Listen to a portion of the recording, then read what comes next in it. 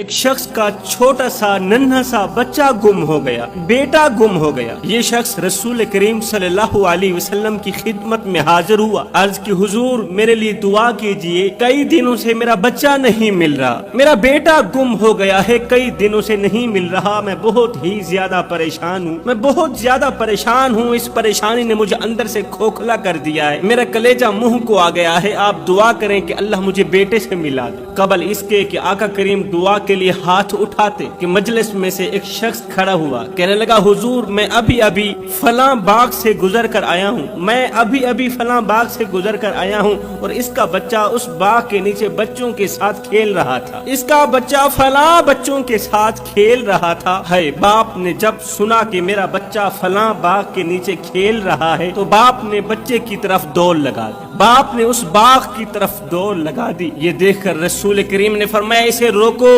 اسے واپس لے آؤ۔ اسے روکا گیا، واپس لایا گیا تو اس نے کہا حضور آپ جانتے ہیں کہ ایک باپ کے جذبات کیا ہوتے ہیں؟ فرمایا میں اچھی طرح جانتا ہوں، مگر تمہیں بلایا ہے تو تمہیں بلانے کا بھی ایک مقصد ہے، میں تمہیں کچھ بتانا چاہتا ہوں۔ کہا جی حضور ارشاد فرمائیے۔ فرمایا جب تم اپنے بچے کے پاس جاؤ تو بچے کو بیٹا کہہ کر مت پکارنا، اپنے بیٹے کو بیٹا کہہ کر آواز نہ دینے لگ جانا، بلکہ بیٹے کا جو نام رکھا ہے اسی نام سے پکارنا۔ بیٹے کو بیٹا کہہ کر نہ پکارنے لگ جانا، بلکہ بیٹے کا جو نام رکھا ہے اسی نام سے ہی پکارنا ہے۔ اس نے کہا حضور وہ میرا بیٹا ہے، اگر میں بیٹا کہہ کر پکاروں بھی صحیح تو اس میں کیا حرج ہے؟ فرمایا تم کئی دنوں سے بچھڑے ہوئے ہو، تمہارے لہجے میں درد ہوگا، تمہارے لہجے میں پیار ہوگا، محبت ہوگی، مودت ہوگی، اور تم نہیں جانتے کہ کھیلنے والوں میں کوئی یتیم بچہ بھی موجود ہو سکتا ہے تمہارے بیٹے کے ساتھ کوئی یتیم بیٹا کھیل رہا ہو،